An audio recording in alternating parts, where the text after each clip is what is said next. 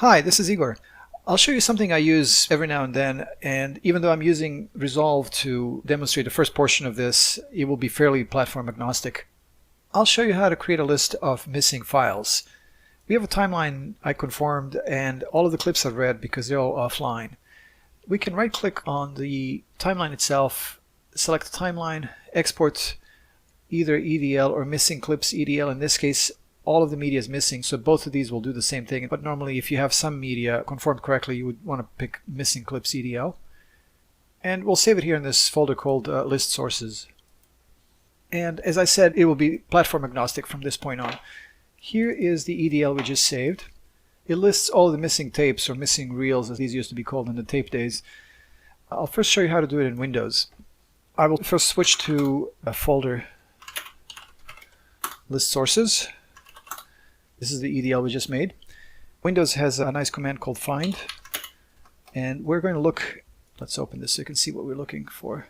We will look for the asterisks, so we'll say find asterisk in this file, and then pipe that to the sort command, and then output that to a new file. We'll call it reels I need.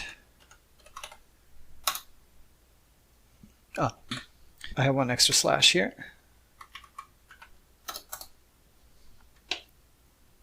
And reels I need just showed up here. And that's our list of reels. Very simple. So now you can give this to someone who can find these for you. So this was Windows. I'll show you how to do it in Linux or Mac. Depending on the Linux you have, the mount points may be in different places. This is Debian, so it will be in MNT, mount. That's the drive with the letter D. List sources, and that is our folder. So the syntax is very similar to what we did in Windows, but we use a grep command. So we'll go grep conformed. We pipe that to sort command also, which will pick the unique lines and output that to reels I need 2. That's the reels I need. Let's open it and see. And that lists the exact same reels as this file. I also wanted to let you know I recently got involved with a tech startup from Los Angeles called Color Intelligence, and we have released our first tool called Color Lab AI. And this application is definitely something you should look into if you want to speed up your color matching in Resolve. Thank you for watching.